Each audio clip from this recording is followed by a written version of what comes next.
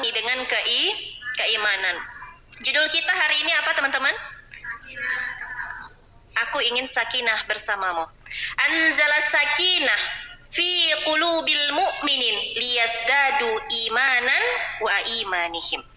Allah yang menurunkan sakinah ke dalam kulub, ke dalam hatinya mukmin, orang-orang yang beriman, baik laki-laki maupun perempuan. Sakinah itu sama dengan tenang. Beras habis, tenang. Anak rewel, tenang. Suami belum dapat pekerjaan yang baik, tenang. Kenapa dia bisa sakinah hatinya dengan keterbatasan yang ada? Karena ternyata sakinah itu yang menurunkan bukan suami. Sakinah itu yang menurunkan bukan istri. Tapi siapa yang menurunkan sakinah? Allah Subhanahu wa ta'ala. Allah yang menurunkan sakinah. Untuk menambah ketenangan, keimanan di samping keimanan orang-orang beriman yang telah ada, kata Allah. Jadi dalam kehidupan rumah tangga nanti, yang pertama kali harus kita dekati siapa? Allah Subhanahu wa ta'ala.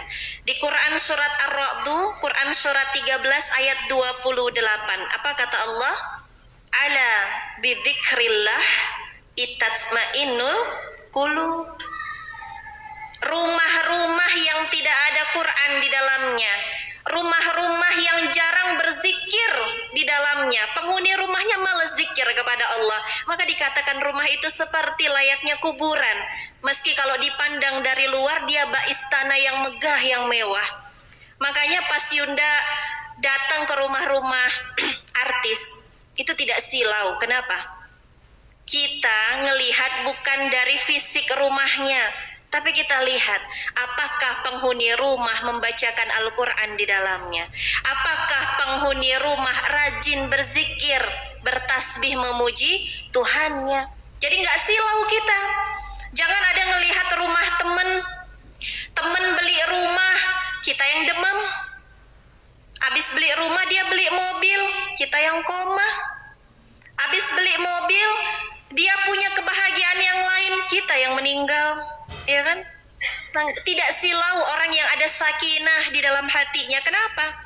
Karena dia memahami tenang itu bukan dari harta.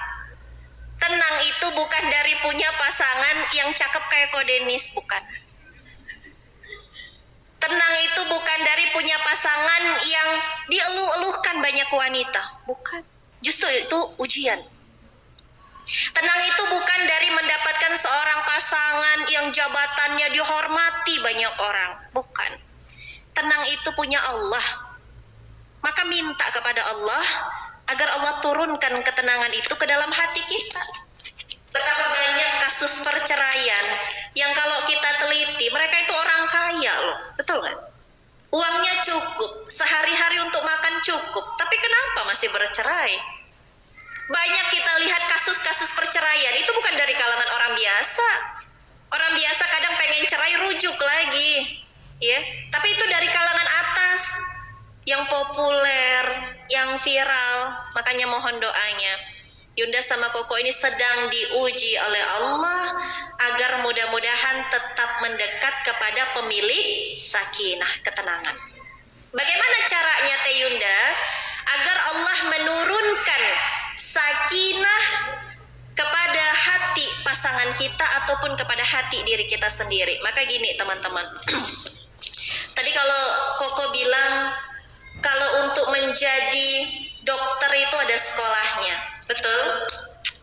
Untuk menjadi pemain sepak bola yang handal juga ada sekolahnya. Tapi nggak ada sekolahnya untuk menjadi seorang istri yang soleha, betul nggak? Karena apa? Karena setiap tempat itu adalah sekolah. Setiap orang yang kita temui adalah guru. Artinya syarat agar kita mendapatkan sakinah dari Allah, kita harus menjadi pribadi yang tawadu. Apa teman-teman? Tawadu.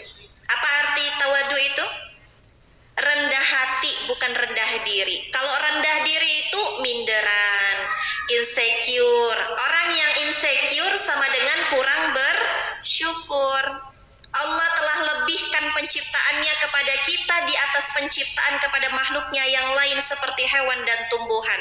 Lalu kenapa kita masih kurang bersyukur dengan kulit kita yang sawo matang? Lalu kenapa kita harus minder dan kurang bersyukur dengan hidung kita yang kayak perosotan TK? Pesek gitu ya Teh Yunda.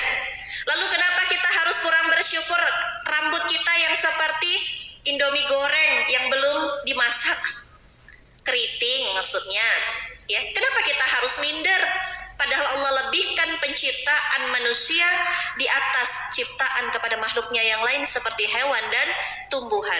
Apa yang Allah lebihkan pada diri kita? Akal. Semuanya punya akal. Berfungsi dengan baik akalnya. Tapi kenapa masih sulit bersyukur? Kenapa? Karena hawa nafsu. Kita kalau dihina orang seneng nggak? Seneng nggak? Enggak. Ayo dong, jawab hadirin. Ayo bangun pemuda-pemudi. Bangun dong. Pemuda itu harus semangat. Kalau Yunda belajar tentang kepemudaan dengan guru manapun hanya sampai pada satu kesimpulan yang harus dimiliki pemuda selain ilmu dan amal itu adalah semangat untuk berjuang. Ya. Penting bagi seorang wanita untuk memiliki jiwa semangat berjuang. Mendampingi suami nanti dari nol, bahkan dari tidak punya apa-apa. Dan penting bagi seorang suami untuk memiliki jiwa semangat berjuang. Saat dia harus menafkahi anak orang, kalau apalagi ditambah dia punya anak lagi sendiri, harus memiliki jiwa semangat berjuang. Ya, jangan males. Bagaimana kita mau diberikan tanggung jawab terhadap agama ini kalau kita belum selesai dengan urusan kita pribadi? Jadi harus sudah selesai dulu dengan urusan kita pribadi. Sepakat? Sepakat? Yunda doakan yang semangat mengikuti kajian ini Allah ijabah hajat-hajatnya insyaallah. Amin, langsung semangat. Kenapa ya kita itu baru semangat ketika itu menguntungkan untuk diri kita sendiri dan kita kurang semangat kalau itu hanya untuk menguntungkan orang lain atau tidak menguntungkan diri kita sendiri. Jangan-jangan kita sudah kena paham kapitalis. Apa itu paham kapitalis? Ada yang tahu nggak? Ada yang tahu? Buya ada ini nggak? Masih ada nggak angpau? Nah, kita kan kemarin belum sempat halal bihalal ya, mungkin dengan sahabat-sahabat kita yang di Bandung. Nah, ini masih ada THR sedikit dari kita. Coba ada yang tahu paham kapitalis itu seperti apa? Ini jangan-jangan kita tanpa sadar kita udah kena paham ini. Itu orang-orang yang merasa kalau dia tidak diuntungkan dia nggak mau datang. Aku dapat apa baru aku mau datang. Itu paham kapitalis tuh. Yang segala sesuatunya disandarkan dengan materi. Aku temenan sama Ko Denis, dia bisa ngasilin apa buat aku? Aku nikah sama dia bisa ngasih apa buat aku? Hati-hati. Padahal sebagai seorang mukmin, sebagai seorang muslim, kita melakukan sesuatu hanya karena Allah. Kita balik lagi. Untuk Allah kirimkan ketenangan pada diri kita, maka milikilah tadi sikap tawadu. Bagaimana sikap yang tawadu itu Teh Yunda? Tawadu itu adalah merasa bahwasannya dirinya tidak memiliki kekuatan apa-apa kecuali Allah yang tolong dia. Contoh, kita di rumah nggak ada beras nih, sudah berumah tangga, masih awal-awal nikah, suami masih jadi pengangguran. Kalaupun ada penghasilan biasanya mungkin karena jual buku, sehari-hari hanya pendapatan 250.000 rupiah. Tapi banyak Yunda saksikan, mohon maaf, ustadz, ustazah, guru-guru kita yang dulu penghasilannya tidak jelas, ya, mereka mampu sakinah dalam rumah tangganya. Kenapa? Karena istri sakinah hatinya, suami sakinah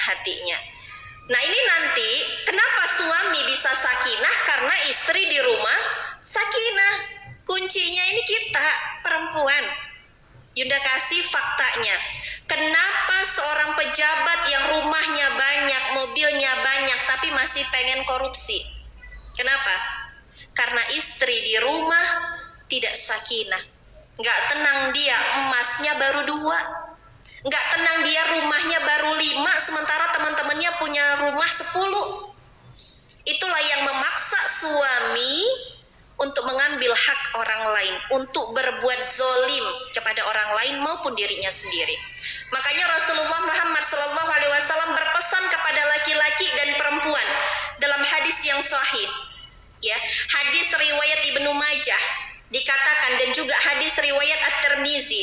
Ini pesan untuk laki-laki dan perempuan sebelum menikah. Yunda pengen kasih tahu dulu untuk laki-laki. Apa pesan Rasulullah? Rasulullah SAW bersabda yang maknanya, untuk kalian para laki-laki, pilihlah seorang wanita dengan kebaikan agamanya, maka niscaya tanganmu akan selamat. Kenapa tangan? Dia tidak akan berani ngambil hak orang lain. Dia tidak akan berani berbuat curang. Dia tidak akan berani menyentuh wanita lain yang bukan halal untuk dia. Makanya jelas hadisnya, bagi para laki-laki, kalian boleh nikahi wanita karena cantiknya, boleh. Kalian nikahi wanita karena kehormatannya, boleh. Kalian nikahi wanita karena nasabnya, boleh. Kalian nikahi wanita karena dia kaya, keluarga kaya, boleh nggak? Boleh. Boleh nggak? Boleh. Tapi apa kata Rasul? Dari sekian banyak yang kalian lihat, lihatlah pada satu yang keempat, yaitu din, agamanya. Agama itu penting. Diteruskan oleh Rasul, karena wanita dengan kebaikan agama, dia akan jadi rem kalian dalam kehidupan. Dia akan menjadi penolong. Ini luar biasa loh. Wanita solihah akan menjadi penolong bagi suaminya ketika hidup di dunia. Suami dihina oleh ibu mertuanya. Gimana sih? Udah 4 tahun nikah, belum punya rumah juga. Seorang wanita yang solihah datang sebagai penolong. Mungkin tak bawa harta, tapi bawa sakinah. Gak apa-apa mas, gak apa-apa. Kita gak punya rumah di dunia, mudah-mudahan punya rumah di surga. Suami jadi sakinah, tenang suami. Akhirnya dia bekerja juga tenang. Dia gak mau ambil hak orang lain. Kenapa? Ada istri soleha yang gak banyak nuntut di rumah. Sepakat gak? Bener gak yang dibilang ini? Kok jadi horor? Kayaknya tersinggung yang sudah menikah. Tapi kan Teh Yunda. Tenang, itu tadi buat suami, buat laki-laki. Nah sekarang ke perempuan. Ini juga Rasul juga berpesan kepada para wanita. Apa kata Rasul? Pilihlah oleh kalian laki-laki dengan 2 kebaikan. Yang pertama kebaikan agamanya, yang kedua adalah kebaikan akhlaknya. Baik, Yunda akan jabarkan bagaimana melihat seseorang dari tingkat kebaikan agamanya. Ini diriwayatkan, dikisahkan bahwasannya Umar bin Khattab itu pernah mendapati sahabat mengatakan, dia ini orangnya soleh banget, dia ini baik agamanya. Kata Umar, jangan terburu-buru menilai orang lain, kata Umar.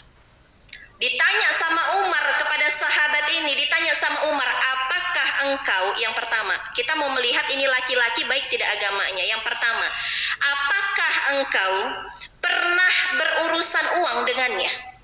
Lihat, ya, tanya aja teman-teman si cowok ini. Mungkin dia punya teman kampus, mungkin dia pernah berhubungan dengan musyrifahnya, dengan dengan gurunya, dengan murabbinya. Tanya, bagaimana kalau kita berhubungan uang dengannya? Apakah dia amanah? Apakah dia suka minjem-minjem kan gitu? Apakah dia suka ngutang? Apakah dia ngambil pinjaman online? Nah, hati-hati ya. Betapa banyak kehancuran rumah tangga cuman gara-gara pinjol. Ya, lihat yang pertama kata Umar, jangan terburu-buru menilai agama seseorang. Ditanya sama Umar, apakah engkau pernah berurusan uang dengannya? Kalau kita sudah clear, ini laki-laki tak pernah ada catatan ribanya. Bagus.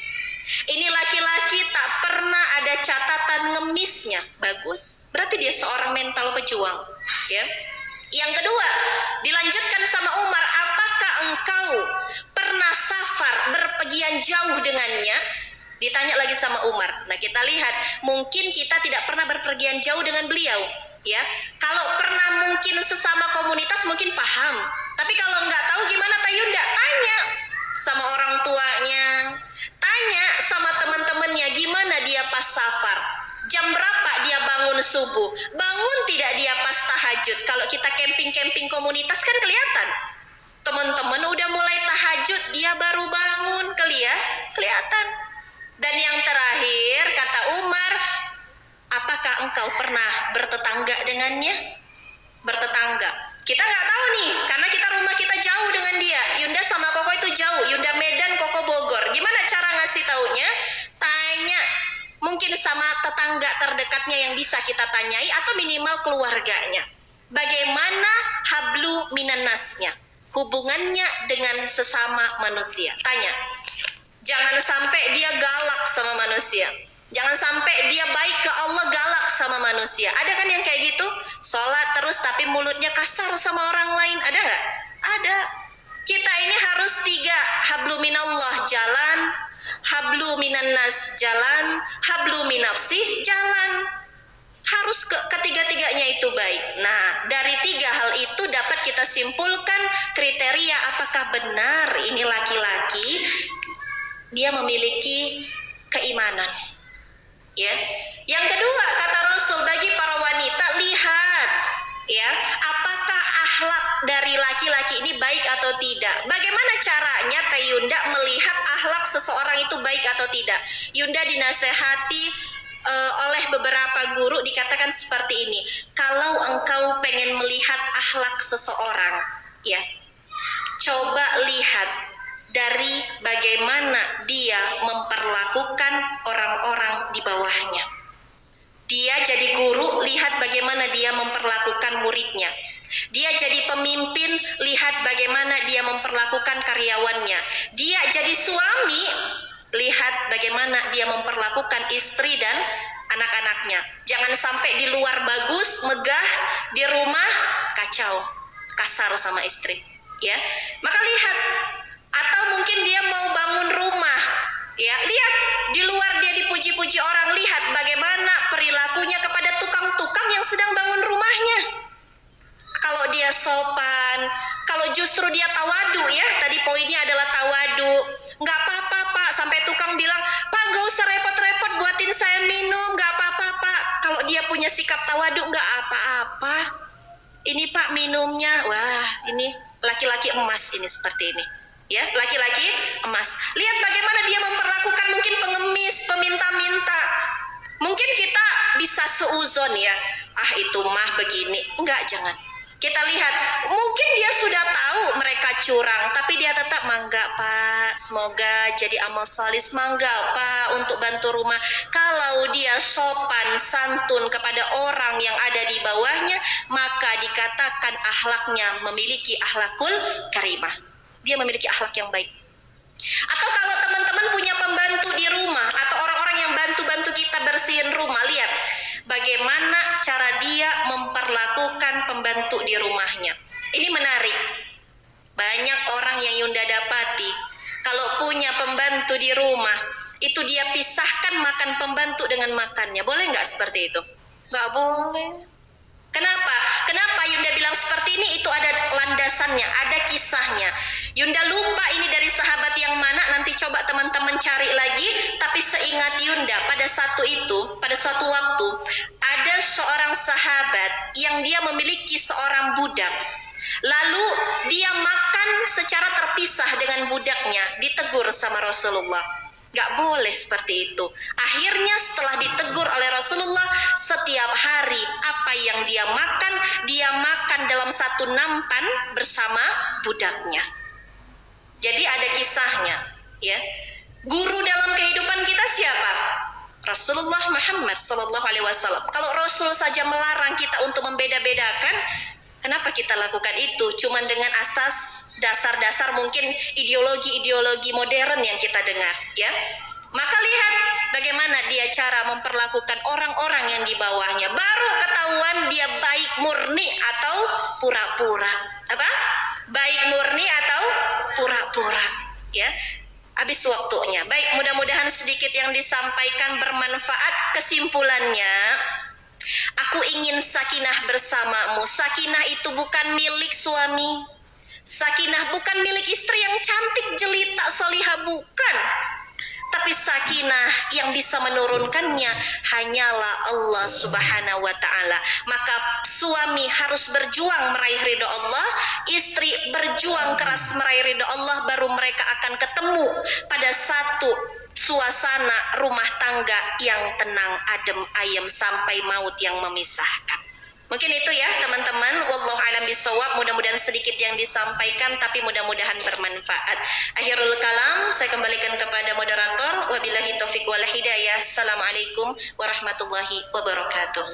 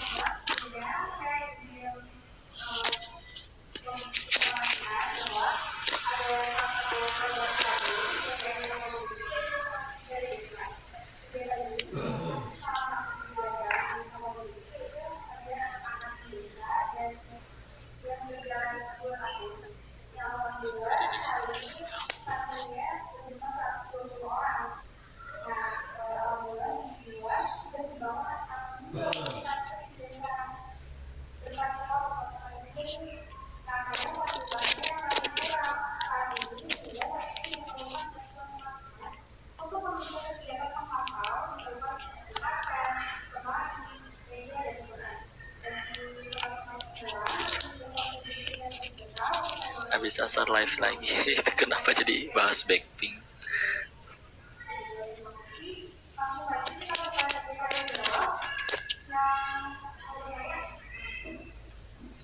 Baik, sebelum tanya jawab saya pengen, ini karena momennya sedekah ya, mau sedekah sekarang, nanti kita iringi dengan sholawat ya. Saya sedikit tambahkan teman-teman, ini tasnya bagus-bagus, kerudungnya bagus-bagus, gamisnya bagus-bagus, yang laki-laki kebejanya bagus, sweaternya bagus. Mudah-mudahan masih ingat dengan hadis riwayat Bukhari, khairukum man ta'allama al-Qur'ana wa 'allama. Masih ingat? Kata Rasul, sebaik-baik kalian adalah orang yang belajar Al-Quran dan mengajarkan. Pasti dapat yang lebih baik dari Koko. Si Koko mau banyak dosanya. Program dari Tahfiz dari desa yang mau kita sedekahkan satu orang yang belajar Al-Quran, santri, kita dapat pahalanya di satu. Yang kedua yang mau Adik kita Sungga sedekahkan adalah orang yang mengajarkan Al-Quran, gurunya santri, dapat nggak tahu ya. dari sedekah kita bagi hari ini. Maka teman-teman sambil jalan kita sambil selawatan berikan sedekah terbaiknya, niatkan mudah-mudahan dari sedekah pagi Sudah ini nikah. menjadi wasilah terkabulnya doa. Capek tapi tidur di rumah juga capek. Infaknya. Mendingan capek dalam ketaatan.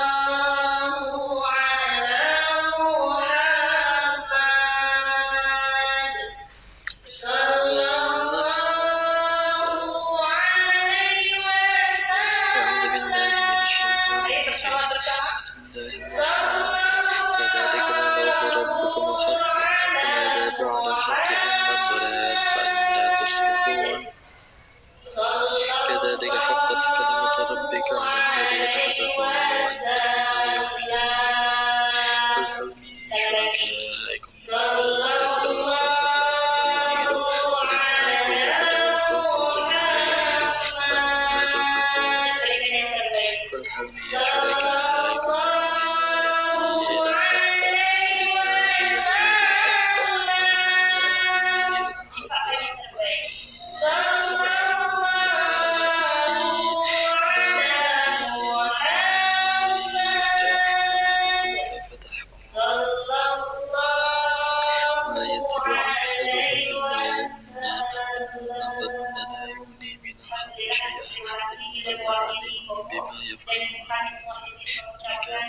افتراء دون الله ولكن تصديق الذي بين يديه وتفصيل الكتاب لا ريب فيه من رب العالمين أم يقولون افتراه قل فأتوا بسورة مثله ودعوا من استطعتم من دون الله إن كنتم صادقين بل كذبوا بعلمه ولما يأتهم تأويل كذلك كذب الذين من قبلهم فانظر كيف كان عاقبة الظالمين.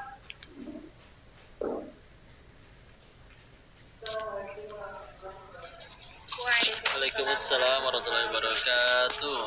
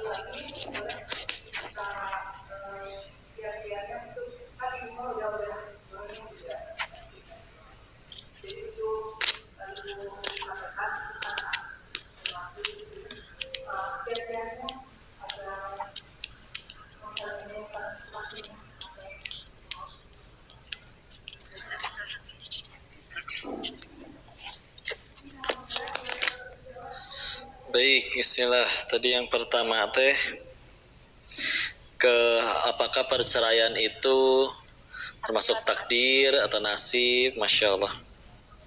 Ya, baik.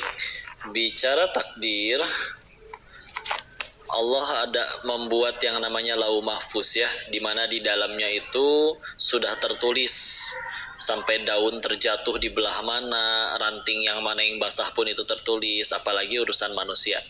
Ya, tapi terlepas dari itu semua, yang saya tahu nanti manusia itu akan dihisap dari perbuatannya, kemerdekaannya. Karena begini, sederhananya nikmat ada 3. Ada nikmat hidup, karena hidup itu kita jadi bisa beramal solih. Tapi hewan juga hidup, ya. Nah, lalu lebih di atas itu lagi ada nikmat merdeka. Nah, merdeka nih kita nih. Merdeka ini contoh, nanti azan zuhur berkumandang, kita bisa milih untuk sholat, bisa milih ninggalin masjid. Kalaupun memilih ninggalkan masjid, tidak langsung ada petir menyambar, merdeka. Tapi kalau nikmat merdekanya digunakan untuk ketaatan, maka itu nikmat hidayah namanya. Ya, jadi apa yang nanti akan dipertanggungjawabkan, takdirnya tidak keluar dari takdir Allah, tapi kita punya qadar memang di dalamnya. Kayak tadi, kita bisa milih tuh untuk meninggalkan masjid, ya.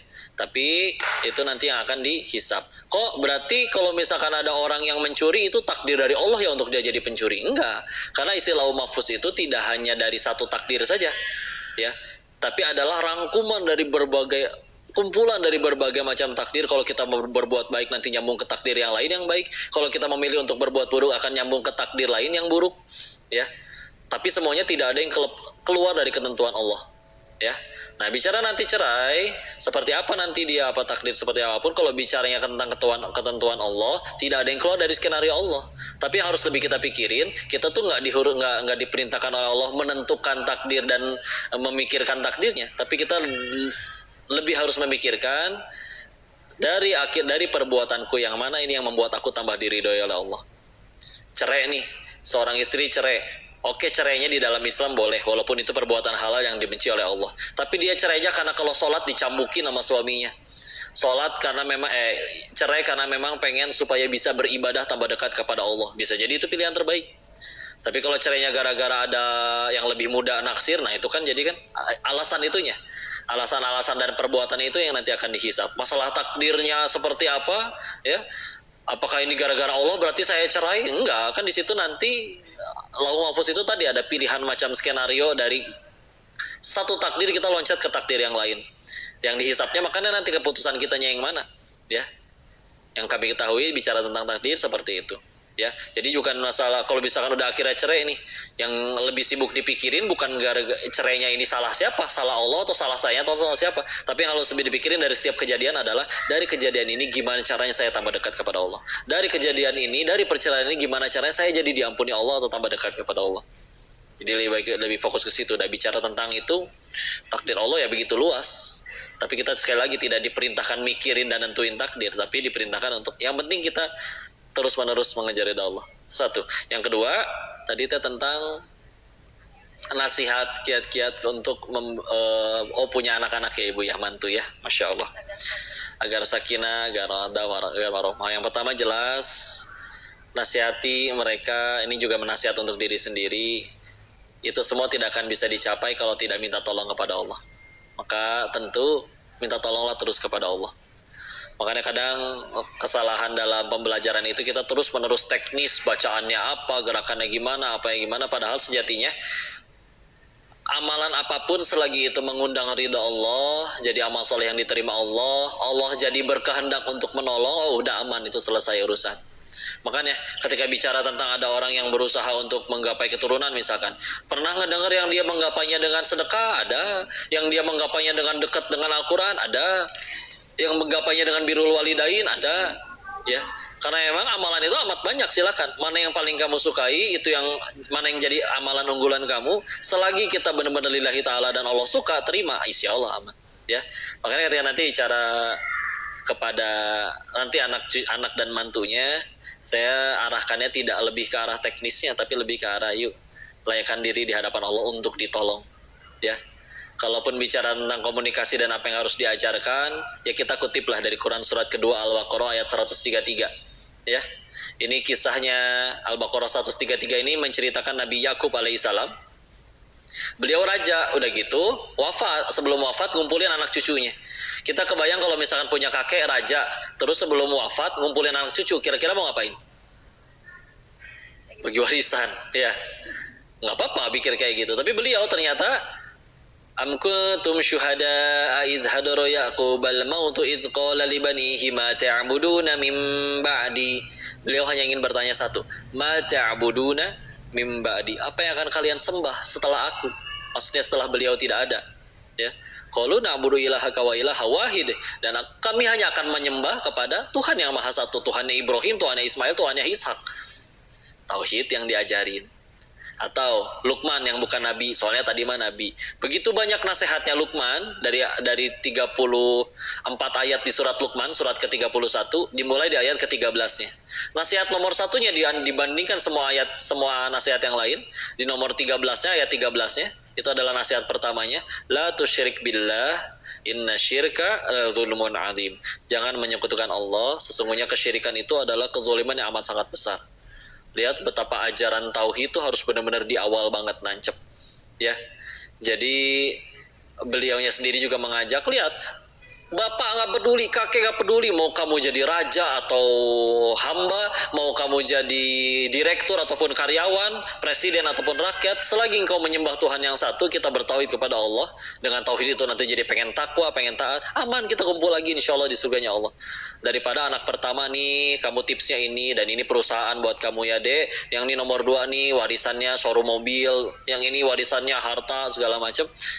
Tapi kalau ternyata tidak sama-sama menyembah Tuhan yang sama, menyembah kepada Allah, wah itu kurang esensial ya.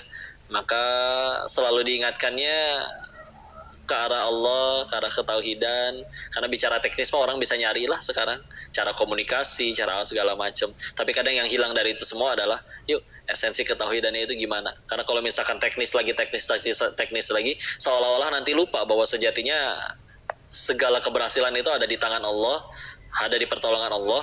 Maka yang harus lebih penting lagi dimulai dari, karena waktunya singkat ya, yuk dimulai dengan menggapai ridhonya Allah ya. Allahu a'lam bishawab. Mudah-mudahan bisa menjawab pertanyaan. Tambah? Mungkin sedikit menambahkan, masih ada waktu? Baik, sedikit menambahkan tentang kodok dan kodar. Kalau kita bahas di kitab Nizamul Islam, peraturan hidup di dalam Islam, itu luas sekali membahas tentang kodok dan kodar. Kita harus bisa membedakan dulu apa kodok, apa kodar ya. Jangan sampai kebalik. Karena gini, rukun iman, salah satunya yang harus kita imani bukan hanya Allah, malaikat, rasul, kitab, hari kiamat, tapi juga iman kepada qada dan qadar. Ada nih babnya, Bun. Jadi kalau cerai ini masalah keimanan nih. Kecelakaan, masalah keimanan. Ada yang meninggal, masalah keimanan. Kenapa? Karena Allah minta di rukun iman yang terakhir itu iman kepada qada dan qadar. Maka jangan sampai kebalik. Terus qada itu apa, Teh Yunda? Qada itu adalah ketentuan dari Allah yang sudah tercatat dalam satu kitab namanya Lauhul Mahfuz. Masalahnya gini, jangan kepedean. Tidak ada satupun di antara kita yang tahu bagaimana catatan kita di dalam kitab Lauhul Mahfuz. Nah, itu ajaibnya. Jadi qada segala apapun yang telah Allah catatkan atas makhluknya dalam kitab Lauhul Mahfuz. Allah udah tahu. Nanti Yunda ini bakal nikah usia berapa, dia punya anak berapa, punya rumah tahun berapa, nanti karirnya bagaimana, meninggalnya tahun berapa, sudah ada dalam kitab Lauhul Mahfuz. Itu qada. Nah, kita juga harus beriman sama yang namanya qadar. Kalau qadar apa, Teh Yunda? Qadar itu adalah kemampuan, ya, kemampuan kita untuk menjumpai takdir terbaik dalam kitab Lauhul Mahfuz. Contoh sederhana gini, bunda-bunda jawab ya, hadirin boleh jawab, Ikhwan boleh jawab, Ahwat boleh jawab, silakan. Teman-teman pagi-pagi nih manasin motor terus berkendara dari rumah ke masjid ini, ya. Qadarullah, karena di jalan teman-teman takut telat, akhirnya teman-teman ngebut luar biasa, kecelakaan, baret tuh tubuh. Kecelakaannya qada apa qadar? Angkat tangan yang Ikhwan dulu. Yang Ikhwan yang jawab kecelakaannya qada yang mana?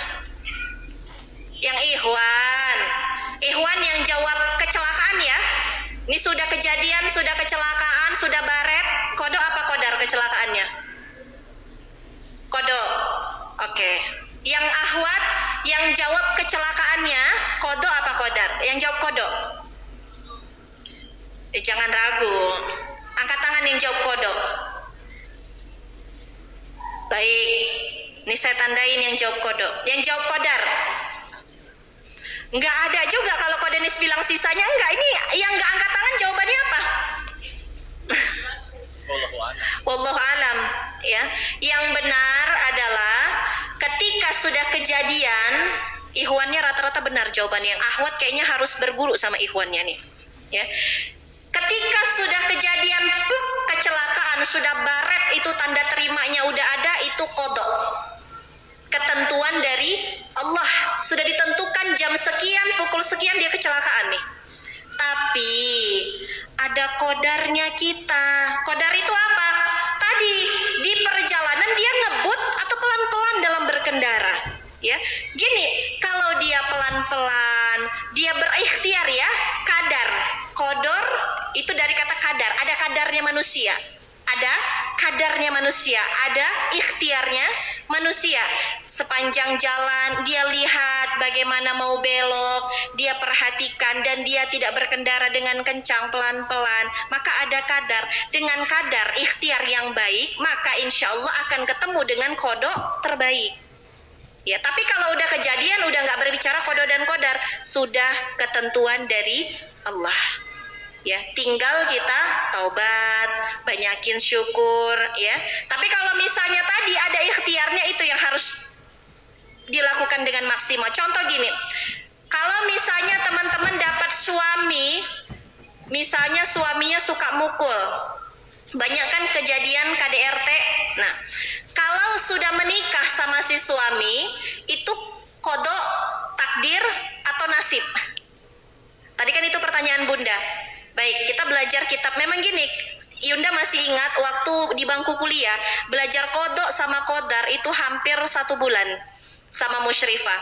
Gitu aja, belajarnya ditanya sampai kita benar-benar yakin ini qada apa qadar, apa nasib kita aja nih yang ngenes kan gitu. Nah, menikah sama suami yang suka main gampar, itu takdir atau nasib? Kalau sudah menikah, sudah ada tanda jadinya itu buku nikah, ya sudah kodok. Engkau sudah dituliskan dalam kitab Lauhul Mahfuz ini suamimu. Tapi sebelum menikah, kalau belum kejadian, adakah kadarmu? Ada ikhtiarmu untuk pilihlah laki-laki yang baik agamanya tadi, baik akhlaknya tadi. Makanya para wanita yang belum menikah, yuk kadarnya, ikhtiarkan yang terbaik. Ya, mungkin seperti itu.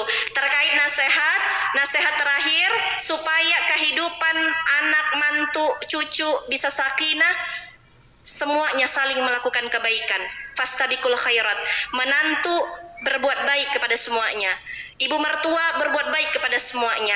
Anak berbuat baik kepada semuanya. Kenapa? In ahsantum li anfusikum. Kebaikan yang kamu lakukan itu kembali untuk dirimu. Wa in asatum falaha. Kalau kamu berbuat buruk, ya kamu akan dapat buruk nanti. Ya, begitu. Mohon maaf. Wallahu alam bisawab. Saya kembalikan lagi kepada moderator.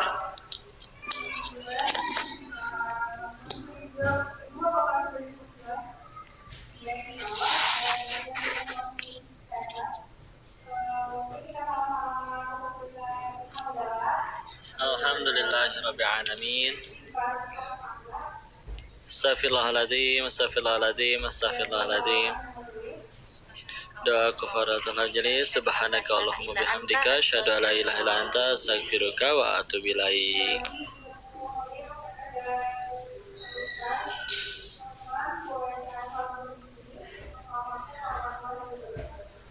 Waalaikumsalam warahmatullahi wabarakatuh. Barakallah, nanti ngaji lagi ya. Ada asar, tutup dulu. Barakallahu fikum. Assalamualaikum warahmatullahi wabarakatuh.